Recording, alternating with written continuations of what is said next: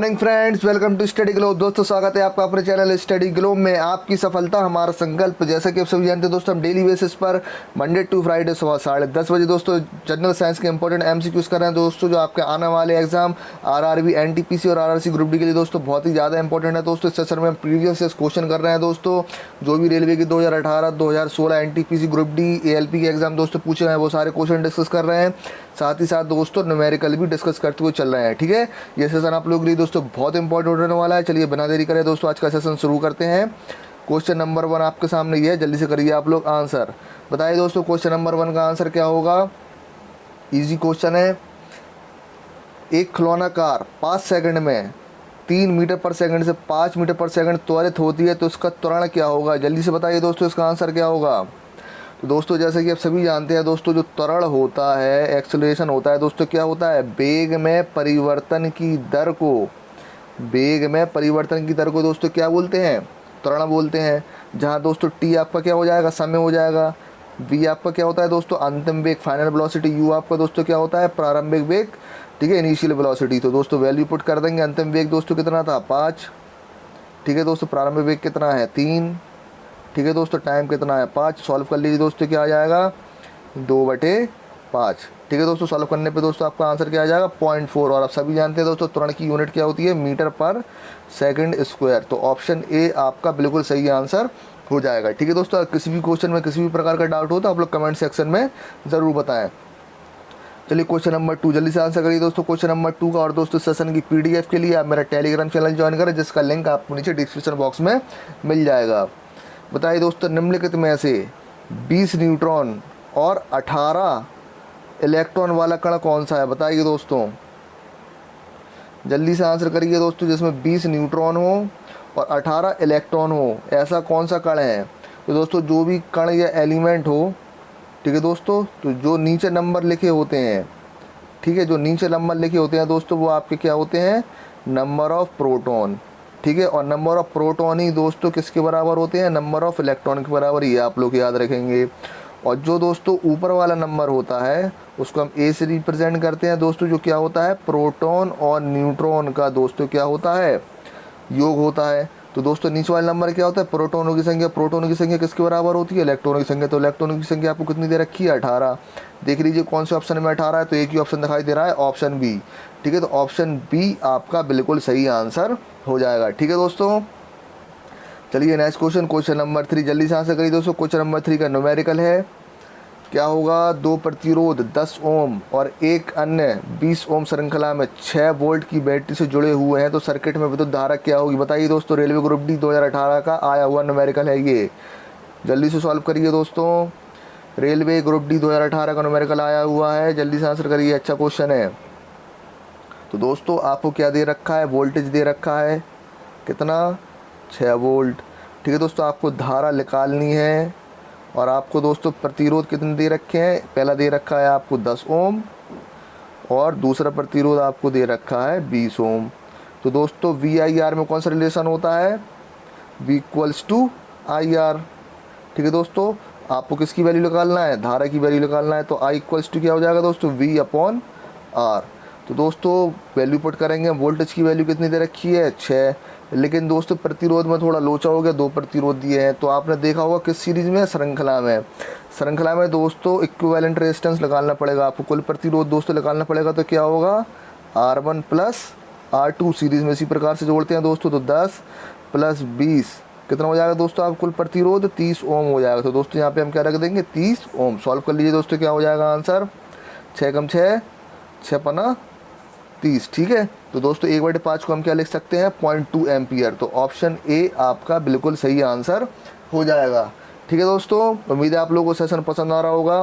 सारे के सारे क्वेश्चन दोस्तों आपके बिल्कुल एग्जाम बेस्ड क्वेश्चन है, जिसमें आपको फिजिक्स, केमिस्ट्री, बायोलॉजी, न्यूमेरिकल दोस्तों सारे क्वेश्चन देखने को मिलेंगे, जिस प्रकार से दोस्तों एग्जाम में पूछे जाते हैं। ठीक है, चलिए क्वेश्चन नंबर 4 जल्दी से आंसर करिए दोस्तों। 4 डिग्री सेल्सियस पर पानी का घनत्व किसके बराबर होगा। बताइए, जल्दी से आंसर कीजिए दोस्तों। तो दोस्तों एक बात जान लीजिए, 4 डिग्री सेल्सियस पर जो पानी का घनत्व होता है, ये क्या होता है, अधिकतम होता है। और 4 डिग्री सी पर दोस्तों जो आयतन होता है वो दोस्तों पानी का क्या होता है, न्यूनतम होता है। तो 2 पॉइंट तो आप लोग पहले ये याद कर लीजिए, एग्जाम में सिंगल पूछ लेते हैं, ठीक है दोस्तों। और 4 डिग्री सी पर दोस्तों पानी का घनत्व होता कितना है, 10⁻3, ठीक है। कितना होता है दोस्तों, 10⁻3। और घनत्व की दोस्तों डेंसिटी की यूनिट क्या होती है, किलोग्राम पर मीटर क्यूब, ठीक है। तो आपका आंसर क्या हो जाएगा दोस्तों, ऑप्शन डी आपका बिल्कुल सही आंसर हो जाएगा, ठीक है दोस्तों। और ये भी ध्यान रखिएगा, एग्जाम में पूछ लेंगे 4 डिग्री सी पर दोस्तों घनत्व अधिकतम होता है और आयतन न्यूनतम। चलिए नेक्स्ट क्वेश्चन, क्वेश्चन नंबर 5, जल्दी से आंसर करिए दोस्तों। एक बिजली के लैंप को 100 वोल्ट और 200 वाट के रूप में चिन्हित किया जाता है तो फिलामेंट का प्रतिरोध क्या होगा, जल्दी से बताइए दोस्तों। आपको क्या दे रखा है, वोल्ट, ठीक है, वोल्टेज दे रखा है कितना है दोस्तों, 100 वोल्ट का। आपको पावर दे रखी है दोस्तों किसमें, 200 वाट की, ठीक है दोस्तों। और आपसे क्या पूछा गया है दोस्तों, प्रतिरोध पूछा गया है। तो दोस्तों मैंने इसका रिलेशन बताया था, क्या होता है, P = V² / R होता है। तो दोस्तों आपसे क्या पूछा गया, प्रतिरोध, तो क्या कर लेंगे हम, V² / P, वैल्यू पुट कर दीजिए दोस्तों। वोल्ट आपको कितना दे रखा है, 100 वोल्ट, तो 100 × 100, पावर कितनी दे रखी है दोस्तों, 200 वोल्ट। सॉल्व कर लीजिए दोस्तों, 2 से ये 2 बार में कट जाएगा, ये 250 बार में कट जाएगा। तो दोस्तों आपका आंसर क्या आना चाहिए था, 50 ओम आपका आंसर आना चाहिए था, जो कि ऑप्शन में नहीं है। तो आपका आंसर क्या हो जाएगा दोस्तों, none of this, option D आपका बिल्कुल सही आंसर हो जाएगा, ठीक है। चलिए नेक्स्ट क्वेश्चन, क्वेश्चन नंबर 6, जल्दी से बताइए दोस्तों। रेलवे ग्रुप डी 2018 में आया हुआ क्वेश्चन, ऑक्सीजन का उपयोग करके पाइरूवेट का विभाजन किस में होता है, बताइए दोस्तों, जल्दी से आंसर करिए दोस्तों। ऑक्सीजन का उपयोग करके पाइरूवेट का विभाजन दोस्तों किस में होता है, माइटोकॉन्ड्रिया में, ठीक है। तो ऑप्शन ए आपका बिल्कुल सही आंसर हो जाएगा दोस्तों। याद रखिएगा, मोस्ट इंपॉर्टेंट क्वेश्चन है, ऑक्सीजन का उपयोग करके पाइरूवेट का विभाजन माइटोकॉन्ड्रिया में होता है, ठीक है। चलिए नेक्स्ट क्वेश्चन, क्वेश्चन नंबर 7, जल्दी से आंसर करिए दोस्तों। पोटेशियम नाइट्रेट का आणविक सूत्र क्या होगा, जल्दी से आंसर करिए। पोटेशियम नाइट्रेट का आणविक सूत्र क्या होगा दोस्तों, केमिकल फार्मूला क्या होगा पोटेशियम नाइट्रेट का, तो दोस्तों पोटेशियम नाइट्रेट का केमिकल फार्मूला होता है KNO3, ठीक है दोस्तों। तो आपका आंसर क्या हो जाएगा, ऑप्शन ए। जैसे दोस्तों हम लोग क्या बोलते हैं, नाइटर भी बोलते हैं, याद रखिएगा, क्या बोलते हैं, नाइटर, या दोस्तों हम लोग इसको क्या बोल सकते हैं, सॉल्ट पीटर भी बोल सकते हैं, क्या, सॉल्ट पीटर भी बोल सकते हैं, ठीक है। तो ऑप्शन ए आपका बिल्कुल सही आंसर हो जाएगा। चलिए नेक्स्ट क्वेश्चन पर चलते हैं, क्वेश्चन नंबर 8 पर, जल्दी से आंसर करिए दोस्तों। वह बिंदु जहाँ पर वस्तु का संपूर्ण भार कार्य करता है क्या कहलाता है, बताइए दोस्तों, जल्दी से आंसर करिए। वह बिंदु जहाँ पर वस्तु का संपूर्ण भार कार्य करता है क्या कहलाता है दोस्तों, आपका सेंटर ऑफ ग्रेविटी, गुरुत्वाकर्षण का केंद्र, ठीक है। ऑप्शन बी आपका बिल्कुल सही आंसर हो जाएगा दोस्तों। अगर आप अपना गुरुत्वाकर्षण का केंद्र यानी सेंटर ऑफ ग्रेविटी से दोस्तों हट जाएंगे या डिसबैलेंस हो जाएंगे तो दोस्तों तभी आप लोग गिरते हैं, ठीक है। तो सेंटर ऑफ ग्रेविटी पर दोस्तों क्या होता है, वस्तु का संपूर्ण भार कार्य करता है। तो ऑप्शन भी आपका बिल्कुल सही आंसर हो जाएगा, ठीक है। याद रखिएगा, आपके एग्जाम पॉइंट ऑफ व्यू से इंपॉर्टेंट है। चलिए नेक्स्ट क्वेश्चन, क्वेश्चन नंबर 9, जल्दी से आंसर करिए दोस्तों। 1 वाट घंटे में कितने जूल होते हैं, जल्दी से बताइए, ध्यान से पढ़िएगा क्वेश्चन, ठीक है। तो दोस्तों ध्यान रखिएगा, 1 वाट घंटे में 3.6 × 10⁻³ जूल होते हैं। तो ऑप्शन सी आपका बिल्कुल सही आंसर हो जाएगा, ठीक है दोस्तों। कई बच्चों ने इसका आंसर ऑप्शन बी बताया होगा, लेकिन दोस्तों वो किसकी वैल्यू होती है, 1 किलोवाट घंटे की। आपसे किसकी पूछी गई है, वाट घंटे की, ठीक है। तो 3.6 × 10⁻³ जूल आपका बिल्कुल सही आंसर हो जाएगा। चलिए नेक्स्ट क्वेश्चन, क्वेश्चन नंबर 10, जल्दी से आंसर करिए दोस्तों। क्विकलाइम के लिए रासायनिक सूत्र क्या होता है, बताइए दोस्तों, क्विकलाइम क्या होगा। दोस्तों ध्यान रखिए, क्विकलाइम किसको बोलते हैं, कैल्शियम ऑक्साइड को क्विकलाइम बोलते हैं। जैसे दोस्तों क्या बोलते हैं, बिना बुझा चूना, क्या बोलते हैं, बिना बुझा चूना कहा जाता है। तो आपका आंसर क्या हो जाएगा, ऑप्शन डी आपका बिल्कुल सही आंसर हो जाएगा, ठीक है। अगर दोस्तों आपसे पूछ लिया जाए कि बुझा हुआ चूना, बुझा चूना किसे बोलते हैं दोस्तों, तब आपका आंसर क्या हो जाएगा, CaOH का होल ट्वाइस। जैसे दोस्तों हम लोग क्या बोलते हैं, स्लेक्ड लाइम बोलते हैं, क्या बोलते हैं, स्लेक्ड लाइम बोलते हैं। तो दोस्तों कंफ्यूज ना होना, ठीक है। अक्सर बच्चे इनमें कंफ्यूज हो जाते हैं, बिना बुझा चूना और बुझे चूने में, ठीक है। तो याद रखिएगा, इंपॉर्टेंट है। चलिए नेक्स्ट क्वेश्चन, क्वेश्चन नंबर 11, जल्दी से आंसर करिए दोस्तों। क्वेश्चन नंबर 11, ठोस को सीधे वाष्प में परिवर्तित होने को क्या कहते हैं, बताइए दोस्तों। कोई भी ऐसा सॉलिड जो लिक्विड में कन्वर्ट हुए बना सीधे गैस में कन्वर्ट हो जाए दोस्तों, उसको क्या बोलते हैं उस प्रोसेस को? तो दोस्तों उस प्रोसेस को क्या बोलते हैं? सब्लिमेशन, ऊर्ध्वपातन। ठीक है, तो ऑप्शन सी आपका बिल्कुल सही आंसर हो जाएगा दोस्तों। एग्जाम्पल के तौर पर दोस्तों आप समझ सकते हैं कपूर, या दोस्तों क्या, अमोनियम क्लोराइड। ठीक है, याद रखेंगे दोस्तों, क्या, अमोनियम क्लोराइड, ये भी इसका होता है। ठीक है, चलिए नेक्स्ट क्वेश्चन, क्वेश्चन नंबर 12, जल्दी से आंसर करिए दोस्तों। ऊष्मागतिकी का कौन सा नियम कहता है कि बिना किसी बाह्य कारक की सहायता के किसी कम ताप वाली वस्तु से उच्च ताप वाली वस्तु को ऊष्मा स्थानांतरण नहीं की जा सकती? बताइए दोस्तों। जैसे कि आप सभी जानते हो, जो हीट ट्रांसफ़र होती है हमेशा दोस्तों हाई टेम्परेचर से लो टेम्परेचर की और होती है, लेकिन दोस्तों जब हमें लो टेम्परेचर से हाई टेम्परेचर की तरफ हीट कन्वर्ट करना होती है तो हम कोई ना कोई बाह्य कारक यूज़ करते हैं। तो उन्होंने यही कहा है कि बिना किसी बाह्य कारक की सहायता से कम ताप वाली वस्तु से किसी उच्च ताप वाली वस्तु की ऊष्मा स्थानांतरण नहीं की जा सकती। ये किस नियम में बताया गया है दोस्तों? तो थर्मोडायनामिक्स, ऊष्मागतिकी के दूसरे नियम में बताया गया है। ठीक है, तो ऑप्शन सी आपका बिल्कुल सही आंसर हो जाएगा। चलिए नेक्स्ट क्वेश्चन, क्वेश्चन नंबर 13, जल्दी से आंसर करिए दोस्तों। जब झील का पानी जमने लगता है तो बर्फ़ सबसे पहले कहाँ से जमना शुरू होती है? बताइए। जब झील का पानी दोस्तों जमेगा तो बर्फ़ सबसे पहले कहाँ जमना शुरू होगी? तो दोस्तों झील का पानी हमेशा दोस्तों कहाँ से जमना शुरू होता है? ऊपर से जमना शुरू होता है। ठीक है, और नीचे पानी नहीं जमता है, क्योंकि दोस्तों बर्फ़ क्या होती है? ऊष्मा की कुचालक होती है, इसलिए दोस्तों आपकी हीट ट्रांसफ़र नहीं हो पाती है। इसलिए सिर्फ झील का ऊपरी भाग ही जम पाता है, और दोस्तों इसलिए उसमें मछली नीचे जिंदा रह पाती हैं। ठीक है, तो आपका आंसर क्या हो जाएगा दोस्तों? फ्रॉम अबव, ऊपर से। ऑप्शन सी आपका बिल्कुल सही आंसर हो जाएगा। चलिए नेक्स्ट क्वेश्चन, क्वेश्चन नंबर 14, जल्दी से आंसर करिए दोस्तों। पानी का त्रिगुणात्मक बिंदु क्या होगा? बताइए दोस्तों। ऐसा कौन सा पॉइंट होगा जिस पे आपको सॉलिड, लिक्विड, गैस तीनों फॉर्म दिखाई दें? जल्दी से बताइए। किस टेम्परेचर पर दोस्तों पानी की solid form, liquid form, gas form दिखाई देगी? उसी को दोस्तों क्या बोलते हैं? ट्राइडेंट पॉइंट बोलते हैं, त्रिगुणात्मक बिंदु बोलते हैं। तो दोस्तों किस टेम्परेचर पर? 273.16 डिग्री केल्विन पर। ठीक है, तो ऑप्शन सी आपका बिल्कुल सही आंसर हो जाएगा। चलिए नेक्स्ट क्वेश्चन, क्वेश्चन नंबर 15, जल्दी से आंसर करिए दोस्तों। ये भी आपका रेलवे ग्रुप डी 2018 का आया हुआ क्वेश्चन है, जल्दी से आंसर करिए। शैवाल की कोशिका भित्ति किसकी बनी होती है? बताइए दोस्तों।